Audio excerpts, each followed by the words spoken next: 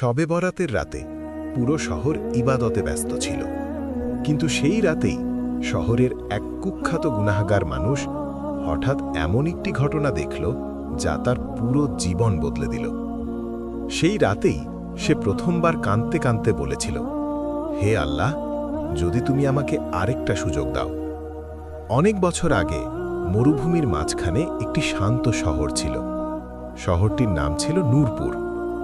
এটি বড় শহর ছিল না, কিন্তু খুব ধর্মপ্রাণ মানুষে ভরা ছিল। শহরের মাঝখানে একটি পুরনো জুমা মসজিদ ছিল। মসজিদের মিনার থেকে আজান উঠলে পুরো শহর যেন বদলে যেত। মানুষ দোকান বন্ধ করে নামাজে চলে যেত। শিশুরা কোরআন পড়ত, বৃদ্ধরা মসজিদের আঙিনায় বসে জিকির করত। কিন্তু এই শহরেই এমন একজন মানুষ ছিল যার নাম শুনলে অনেকেই মাথা নেড়ে বলতো, এই মানুষটার আর কোনো আশা নেই। তার নাম ছিল সালমান। সালমান ছোটবেলায় এমন ছিল না। তার বাবা ছিলেন সৎ ব্যবসায়ী, মা ছিলেন খুব ধর্মপরায়ণ। ছোটবেলায় সালমান মক্তবে কোরআন পড়ত, কিন্তু তার বাবার মৃত্যু হওয়ার পর তার জীবন বদলে যেতে শুরু করল। সে ধীরে ধীরে খারাপ বন্ধুদের সাথে মিশতে লাগল। প্রথমে সে নামাজ ছেড়ে দিল, তারপর মিথ্যা বলা শুরু করল। কিছুদিন পরে জুয়া খেলত, মাঝে মাঝে মদও খেত। শহরের মানুষ তাকে এড়িয়ে চলত।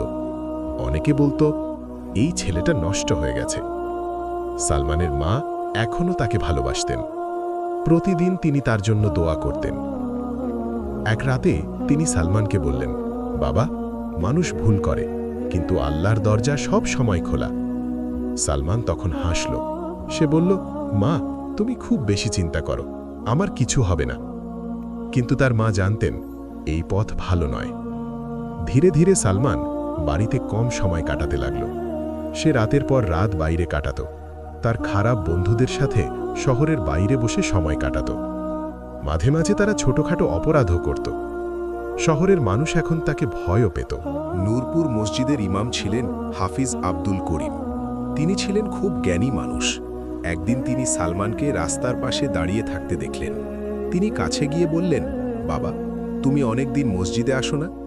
সালমান একটু লজ্জা পেল, কিন্তু সে বলল, ইমাম সাহেব, সময় পাই না।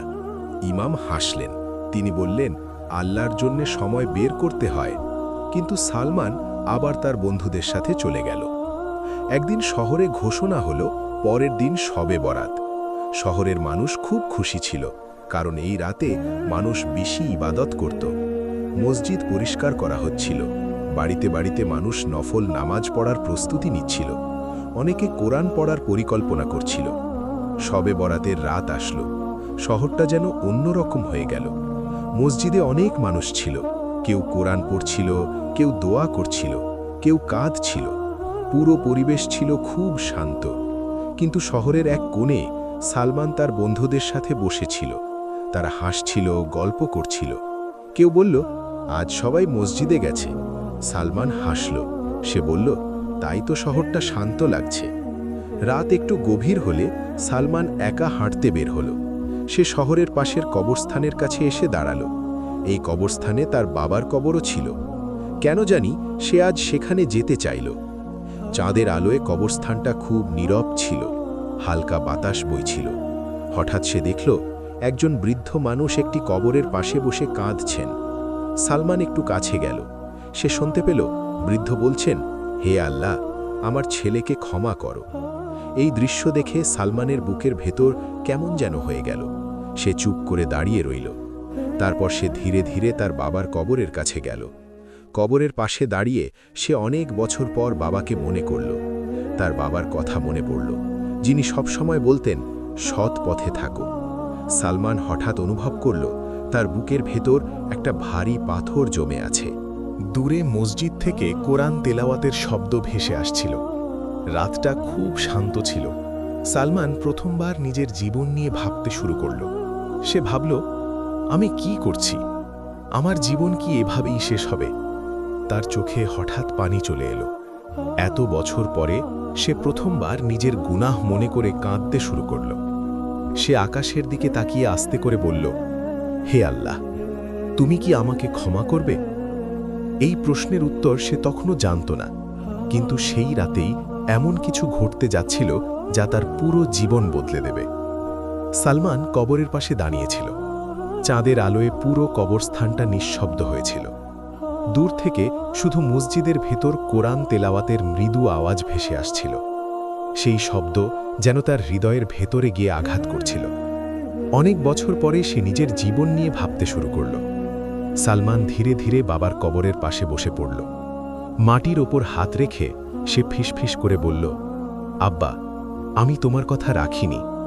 তার চোখ দিয়ে পানি গড়িয়ে পড়তে লাগল। সে মনে করতে লাগল কিভাবে তার বাবা তাকে ছোটবেলায় মসজিদে নিয়ে যেতেন, কিভাবে তার মা তাকে কোরআন পড়তে বসাতেন, আর আজ সে কোথায় এসে দাঁড়িয়েছে। সালমান অনেক বছর ধরে কাঁদেনি, কিন্তু সেই রাতে সে নিজেকে থামাতে পারল না। তার বুক থেকে একের পর এক দীর্ঘশ্বাস বের হতে লাগল। সে বলল, হে আল্লাহ, আমি অনেক গুনাহ করেছি। আমি জানি আমি খুব খারাপ মানুষ, কিন্তু তুমি যদি আমাকে ক্ষমা করো। এই কথাটা বলতে বলতেই তার গলা আটকে গেল। হঠাৎ তার মনে হল সে মসজিদে যাবে, অনেক বছর পরে। সে ধীরে ধীরে কবরস্থান থেকে উঠে দাঁড়াল। রাত তখন গভীর। মসজিদের ভেতর এখনও মানুষ নামাজ পড়ছিল। কেউ কোরআন পড়ছিল, কেউ দোয়া করছিল। যখন সালমান মসজিদের দরজায় এসে দাঁড়াল, কয়েকজন মানুষ তাকে দেখে অবাক হয়ে গেল, কারণ তারা জানত সালমান বহু বছর ধরে মসজিদে আসে না। কেউ ফিসফিস করে বলল, ও কি সত্যিই সালমান? কেউ বলল, আজ শবে বরাত, হয়তো আল্লাহ তাকে ডেকেছেন।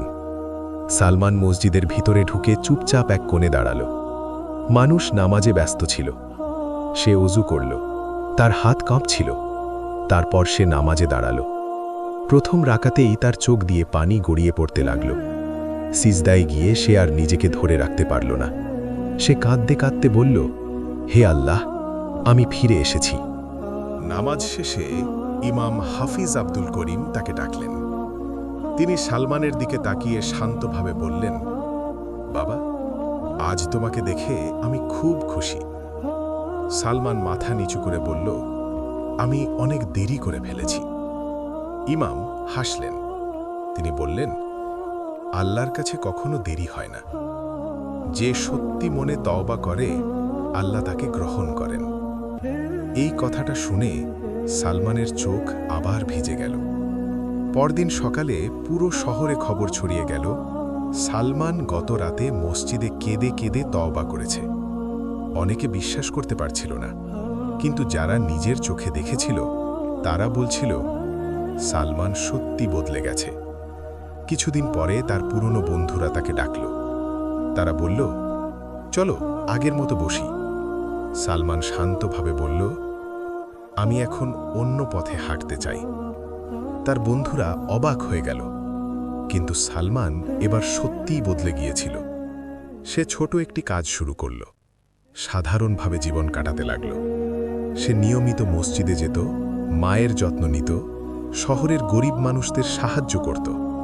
যে মানুষ একসময় শহরের সবচেয়ে খারাপ ছেলে হিসেবে পরিচিত ছিল, আজ মানুষ তাকে সম্মান করতে শুরু করল। কয়েক বছর পরে নূরপুর শহরে কেউ যখন কোনো গুনাহগার মানুষের কথা বলতো, তখন মানুষ একটি গল্প বলতো। তারা বলতো, সালমানের গল্প শুনেছ? শবে বরাতের রাতে সে কাঁদতে কাঁদতে তওবা করেছিল। এই গল্প মানুষকে একটি বড় শিক্ষা দেয়। মানুষ যত বড় গুনাহগারী হোক, আল্লাহর দরজা সব সময় খোলা। যে সত্যি মনে তওবা করে, আল্লাহ তাকে ক্ষমা করেন। আর কখনো কখনো একটি রাতই মানুষের পুরো জীবন বদলে দিতে পারে।